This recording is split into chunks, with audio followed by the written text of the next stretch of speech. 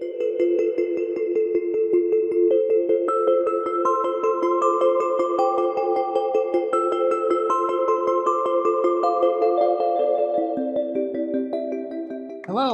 I'm Richard Hara, and this is Social Impact Live, a weekly conversation with members of the Columbia School of Social Work community. As you can see, I'm broadcasting from my home, as are our guests today. Columbia University, out of an abundance of caution, has requested non-essential personnel to work from home. So we're all working from home, and I see that we've got our guests on camera. Vinny, Marcellus, are you able to hear me okay? Yes, I can. Yes, I hear you. Okay, great. You know, ordinarily, our guests received this wonderful mug, Social Impact Live.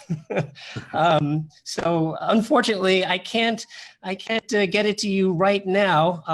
I assume at some point you'll be able to come into our studios, and we'll have a chance to meet in person, and I can pass along these mugs to you as just a token of thanks for joining us here on the program today. I'm just wondering, have you been sort of working online, both of you, recently? I mean, how are things going with you?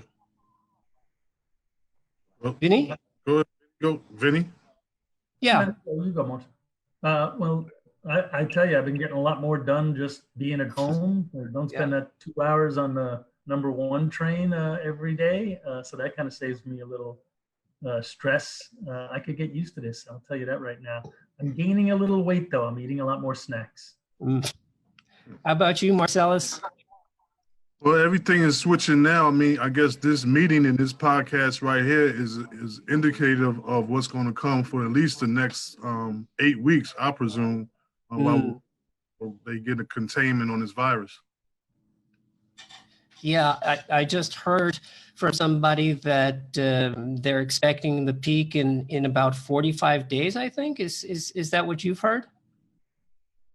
Well, I'm not even studying it that hard. I'm just going after the little bit of news that I believe in, and trying to figure out what China did and seeing how their curves and all the turns took for them to get it about right. So yeah. Some minus hypothesis, you know what I'm saying, without some validation. Right. Well, yeah, there's a lot of information coming in right now, and we have to sift through all of this and sort of figure out at the same time what we're going to be doing moving forward. And I think it's really important for us to think about really as we're trying to deal with this crisis in real time, sort of understanding that what we do now has implications for the future, not just for this coronavirus outbreak, but for all the people, who are already vulnerable, who are already sort of managing circumstances and are at risk, and trying to mitigate those circumstances as well. So we're going to be talking more about this in just a moment. I just want to note that, we've sort of extended our little lead-in period here just to give people a chance to get onto Facebook Live and be a part of the program. So if it's okay with the both of you, I'd like to start with our formal introduction and get the program started. So once again, my name is Richard Hara. I'm your host. This is Social Impact Live, our weekly conversation with members of the Columbia School of Social Work community. Our program today is on parole reform in New York State. Obviously, given current circumstances, we're going to be discussing more broadly the impact of COVID-19 with our two guests, Vincent Schiraldi and Marcellus Morris. Vincent Schiraldi is co-director of the Justice Lab at Columbia University and also former commissioner of New York City Department of Probation. And we're also joined by Marcellus Morris, who's founder of Reign for Life, a nonprofit dedicated to alternatives to incarceration, reentry, and gang prevention. So, gentlemen, welcome to Social Impact Live. Thank you. Thank you for having us. Before we go into the issue of parole reform, I just wonder if you have some thoughts more generally about how the current coronavirus outbreak is affecting, people who are incarcerated, people who are on probation or parole, and what are the implications for current policy decisions? So who'd like to start? As we were speaking briefly about it online, we need some stats to see what's really going on. We need something to figure out how we can help and how we can do something to help the community stay safe, basically. If they're holding people this is not factual, so I don't want to state facts, but if they're withholding people's release date because of the virus, and this person is inside and he hasn't no effects or no signs or symptoms, he's been past the 2 weeks, he's been quarantined, and he's been tested, what is the purpose for holding him inside an incubator? Because if it hits inside of there, it's going to hit hard. You know what I'm saying? Because there's so many people, so congested. And as you notice, older population that's inside of it, it's rapid. So if you got a young, healthy person, and I want to say, and even an older person that's about to be released, let's find a way to get him released safely from the facility back to the community, because it's a way we can do it, not just leave them until we figure it out here. Yeah.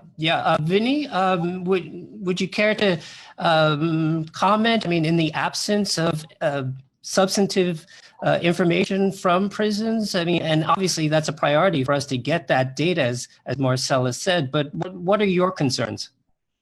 Well, one of the concerns, as we were talking earlier about, Marcellus mentioned looking at what China's done, other countries have done.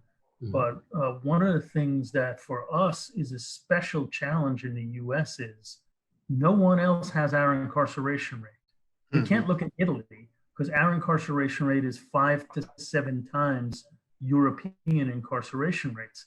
So we actually won't have a model as to how to deal with this. We have to start inventing that model today. Now, I've run correctional facilities in addition to running probation. When I was in New York, when I was in Washington, D.C., I ran 2 juvenile correctional facilities. They were under consent decree, court oversight for 20 years, partly because of medical conditions in the facility. And when I got there, the medical system was a mess after 20 years of court oversight. This is true all around the country.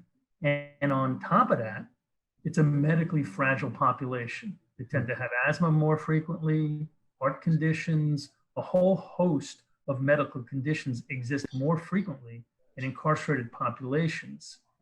If you're in prison and being transported, you're handcuffed generally through a belly chain. If you cough or sneeze, you can't cover your mouth. Wow. Very often you don't have access to soap and water.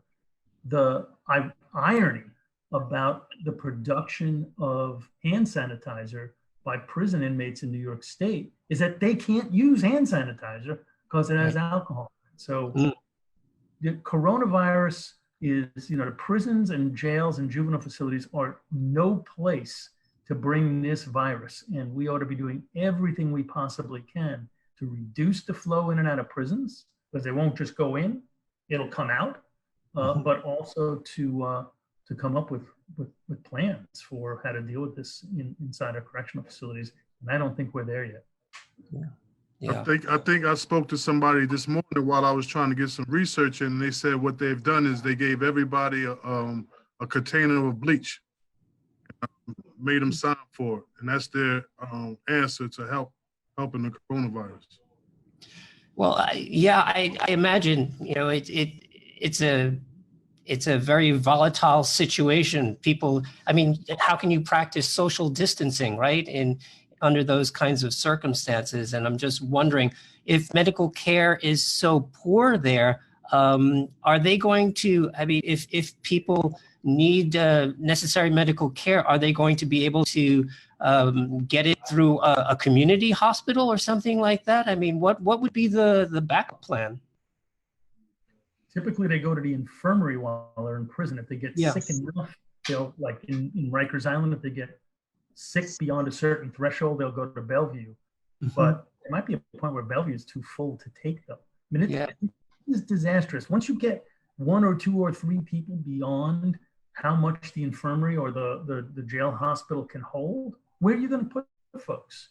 Yeah. Because if one person on a 40-person tier has it, first of all, everybody else is potentially infected, but then isolating them means you have to have a whole tier for an additional person. So it's going to be super, super challenging, which why the conversation we're having today about reducing unnecessary incarceration for this population and reducing especially the churn, sort of 2-day, 3-day, 1 month, churn in and out of jail is especially important at this time. When I've talked to epidemiologists and physicians about it, they are absolutely breathless about the potential for damage and harm to come in and out of our correctional facilities.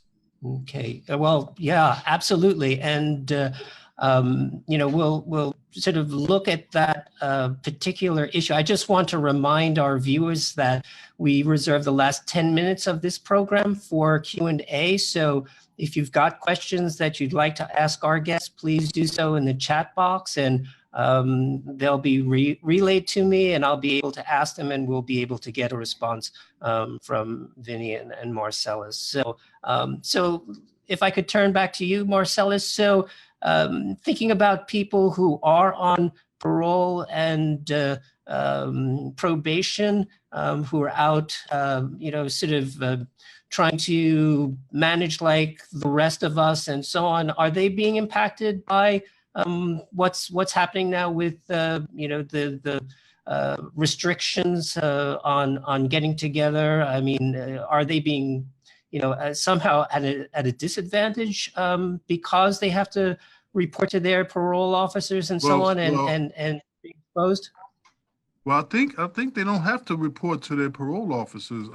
If I'm not mistaken, and I don't want to overstep information on this channel, but they've closed most parole officers in my area. Now, my area is Nassau County, so I can't speak what's going on in the boroughs. But they've done in Nassau. Right now they suspended it. They'll have to call in. Obviously, if they're released, they're just released, and I don't even know what's going on with that. They would have to initially report in. I happen to run groups inside of parole, so what we're doing is we're just trying to keep in touch with the guys that's just coming home to give them some hope, direct them in some places they can go to get some help. Hopefully DSS will step in and make sure we expedite their food stamps and expedite their cash benefits, because that's going to be a stressor right there. It really can start some serious problems. Just set them right back, because if they come home and they're homeless, they're in a shelter, they don't have any funds, they don't have any money. I mean, what are they going to do? Yeah. So we're trying to get together and wrap something up for them. But that's what's going on out here. I can't speak for the boroughs. Okay, Vinny, what's your impression been? Are we seeing a response from the parole system or probation to address some of these needs? So I contacted the Legal Aid Society that represents most of the people being revoked on parole, and they said that in the boroughs, at least when I contacted them, which was this morning, they had not suspended office visits. So let's think about an office visit now, what this is, right? You're sitting in a room full of a bunch of other medically vulnerable people, and you're there because if you don't come, you're threatened with incarceration. You sit sometimes for hours, depends on how busy your parole officer is. At the end of that, pretty much they ask you the same 5 questions they asked you a week ago, and that Marcellus said they could ask you by phone. And then you are hoped to go forth and sin no more. I mean, that's kind of what you're getting out of parole. Not because parole officers are bad people. Some of them are, some of them aren't. They are as good and bad as the rest of the population. But because they're so busy and people on their caseloads have so many needs that they're pretty much overwhelmed. And so you kind of have this meaningless process cycling people through. That's the office visit part of it. Then the revocation part of it is New York revokes more people and sends them to prison for technical parole violations than any state in America except Illinois. So that's 8,000 people almost. And then there's another 2,000 in local jails throughout the state awaiting the hearings. that are gonna revoke them for the most part. And so that's about 10,000 people. That cost about $600 million last year in New York. And this is, again, for non-criminal activity. It's for missing appointments. It's for drug use. It's for staying out past curfew. It's for associating with somebody else with a criminal record. And if there was ever any low-hanging fruit for places where we could stop the flow in and out of our prisons, it's technical parole violators. The governor should immediately cease technical violations, and they should pass the Less is More Act, which reduces substantially technical violations in the budget, which they're probably going to pass within a week or so. Marcellus, are you also involved or working on this Less is More Act?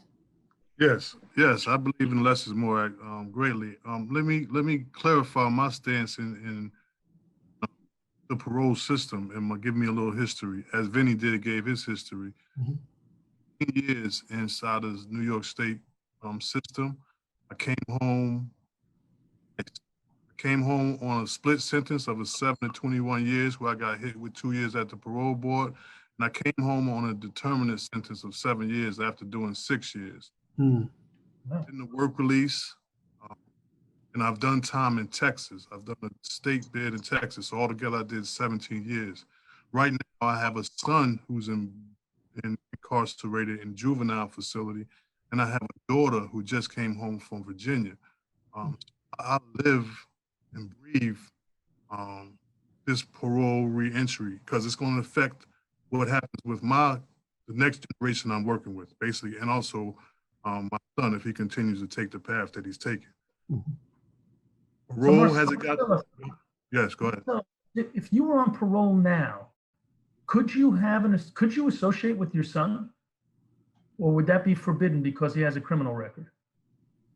I mean, it's a line that they can't really cross, and that family line they don't usually cross. I mean, if they really want to be, follow the dotted line or whatever case may be, they can say that. But I think they can never keep a family away from a family in that type of structure. And they'll just have to accept it. There's no written rule like that. Now, other cases and scenarios where they try to put me in a program or something like that. I'm in a program where individuals are going and stuff like that. And we're all criminals, or all ex-offenders, are all on parole.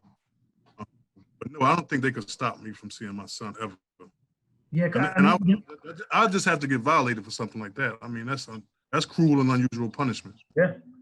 Well, I mean, I was on a panel. So I met two different people, because I'm meeting a lot of people this year because I'm writing and speaking a lot about this. So I was on a panel in Syracuse last December, and a gentleman there had gotten a 1-year revocation and did a year because he married a woman with a felony record.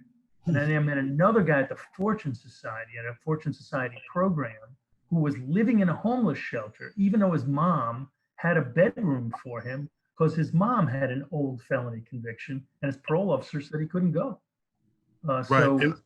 And what you stated earlier pinpoints that exactly. There's some good parole officers, and then there's some bad parole officers, as in life in general. You understand what I'm saying? In my experience, I have been fortunate, you know what I'm saying, in many circumstances, but I've been fortunate to be around POs that when I made the right decision to go right, I got some support, you know what I'm saying? Yep. And that's just my fortunate situation. I know of many stories just like that, you understand what I'm saying? Where the PO had it out for the individual and got them on some BS technicality. You understand what I'm saying? That happens all the time. As you said, it's those type of people inside those type of institutions that just are in it just to point fingers or get their revenge off. Someone was bullied by us when they were going to school. It could be as simple as that. And now they get to take their anger and frustration out on us when we come through. I mean, us as a whole. You understand what I'm saying? Yep. Well, it certainly sounds like a broken system, and something that feeds into, it's sort of like a deinstitutionalization, right, of incarceration, but still sort of putting people on this, sort of track to go back or to be sent back into jail. But in the meantime, the prison system is able to save some money because people are out for a short period of time, but they're under supervision, which is a nice way of putting it, but they're tripped up by these so-called technical violations and end up being reincarcerated and so on. So I get that part of it, though. My understanding is that despite support in the legislature, it didn't pass. And I'm just curious, what has been the pushback? What is the resistance to fixing what seems to be a broken system? I think there's a couple answers to that question. One is probation and parole are very often forgotten in discussions around mass incarceration. So I'm so glad we're doing this segment right now, because people rightly focus on how horrible prisons and jails are in America and how overused they are. But people don't realize there are twice as many people on probation and parole, 4.5 million people, and a quarter of everybody going to prison every year goes for a technical violation of probation or parole. So I think in part, the legislature just needed to be educated about that. And then in part, this is a crazy year. There's a lot of pushback on bail reform. In a way, this is a bit different than bail reform because these people aren't even accused of new crimes. And that's in part why we have 6 district attorneys supporting us, including District Attorney Clark in the Bronx, District Attorney Vance in Manhattan, and District Attorney Gonzalez in Brooklyn. So there is a lot of support for this across the aisle, if you will, or at least in different quarters. But I think it's a very difficult year to kind of push through the noise, if you will. Yeah, I'd like to get back to Marcellus in just a second, but in the interest of time, I do want to turn to some of our viewers' questions, if I may. The first question that we have, and Vinny, since you mentioned special circumstances this year, since we are in an election year, can you weigh in on the different presidential candidates' criminal justice reform platforms? Is it part of the national debate and part of the upcoming election, as far as you're able to tell? Well, on the Democrat side, the platforms I've looked at have all talked about ending mass incarceration. Even people you'd consider conservative, like Bloomberg, said he wanted to cut the prison population in half. So I think that now, at least for the Democratic Party, this has become a very prominent issue in its plank. And, President Trump did pass the First Step Act. That's certainly not what I would have hoped for out of federal legislation, but it's better than nothing. And it did release some real people from prison. So who knows how bipartisan this will get in the future, but so far the Democrats are showing some pretty good signs. Okay, great. Next question, and I think this may be directed to Marcellus. Would you be able to live in the same home? I think regarding your son and what Vinny was asking you before, with regard to these rules and regulations about parole. What happens when you make parole? As soon as you parole, and if they know my son is coming to stay with me, that parole officer will come to my house, and from there, that will be the determination if he's allowed to come to my house. And again, and I'm not stating that, I'm about breaking laws, and I'm not telling anybody to break no rules and laws. Right. If my son needed somewhere to stay, I'm gonna fight for him to come stay with me. You understand what I'm saying? That just takes us back to slavery when they used to break the family up. You know what I'm saying? That's insane. Yeah. Yeah. So here's another question. Why is New York State so draconian compared to other states when it comes to this issue? All right. Is there any traction on getting this less is more legislation through this year? That was kind of a big word for me. Was that draconian or whatever? Draconian. Why is it so severe? Yeah, I don't know who this all right. draconian guy is, but yeah. Vinny? I don't think we know why it's so crazy in New York, because New York has a lower than average incarceration rate compared to other states, but the second highest number of people locked up on technicals. You're 6 times as likely. People who come out of prison when they go back to prison are 6 times as likely to be coming back for a technical rather than a new crime. Yeah. I don't think we yet have an explanation other than it hadn't been sufficiently raised. And, you know, we're going to get to see whether the legislature acts on this. I think Marcellus? they don't have, yeah, I want to say this. I think they don't have any foresight. You know what I'm saying? They don't have anybody to respond to. Parole and possibly probation are like their own entities. You understand what I'm saying? I had a situation where I got a parole violation for carrying an Army Swiss knife because I was working a regular job. I started a moving company with a moving company. I started my own truck. So I'm getting, you know, doing good.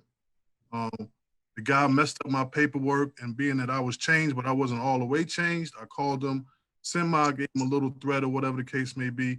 He immediately knew what to do. He called my parole officer. My parole officer said they can't do anything unless he files a police report. Mm-hmm. He filed a police report. So now I come to parole, they search me, I got an Army Swiss knife on me. The guy never comes to court, so the case is dropped because he knew it was BS. You know what I'm saying?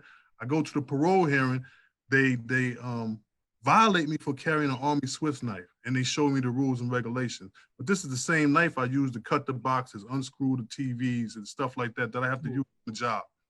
Out of my frustration, because I really had changed my life at that point. I was going straight. I just didn't handle this situation correctly. I get on the elevator.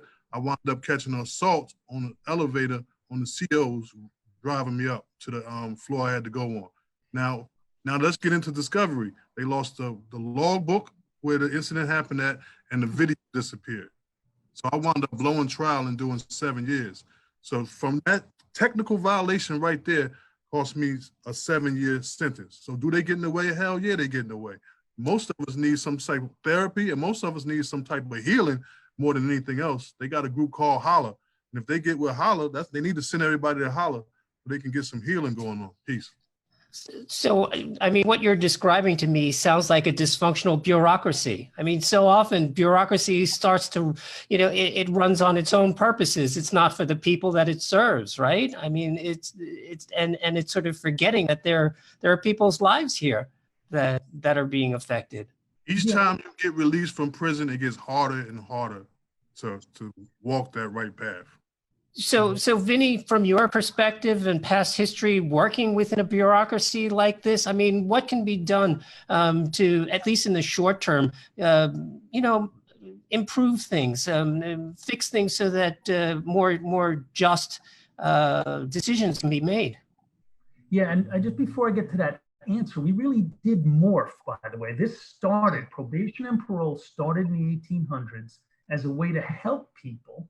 Probation at the front end, parole at the back end when they were coming out of prison, to make it on the streets. And it was very much a social work kind of profession. It actually started as a volunteer.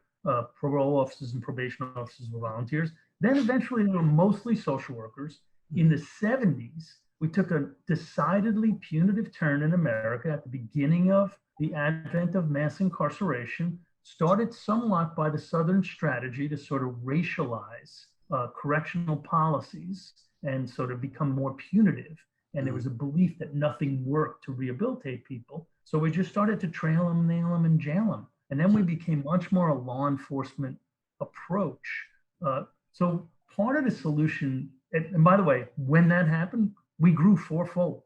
There was a fourfold increase in the number of people under supervision, right alongside the increase in incarceration. So parole and probation stopped being an alternative and became an add-on. So how do we, and the reason I told you that story is because now we have to come up with strategies to undo that. And I think they come from the history. So part of it is to shrink the beast, to reduce the number of people who are on probation and parole, to shorten the amount of time they're on it, to reduce technical violations, to give people good time, earned time, they call it. Every 30 days you don't mess up, you get 30 days off your supervision, so that we just incentivize the kinds of behaviors we want and shrink the number of people that are on probation and parole, so that probation and parole officers can have manageable caseloads. On the other side of that, then we need to make parole and probation more helpful and hopeful and less sort of trail them, nail them, and jail them, and provide the kinds of resources that are going to help people make it in the community, job training, housing, educational services, drug and alcohol treatment. Imagine what you would want to do. This is the School of Social Work we're talking about here, right? Mm-hmm. What would you want to do to case manage people that have this variety of challenges? The last thing you want to do is reincarcerate, and what you want to do is have the kinds of resources and the relationship with them that's going to help them make it. And right now we've drifted so far away from that you cannot really call this a social work profession anymore. Okay, well, yeah, absolutely. And Marcellus, maybe you can chime in here and tell us what you think would be helpful programs, right? Either that you've seen or that you would like to see that helps folks get support and figure out the rules and restrictions that they face, in making these sort of transitions.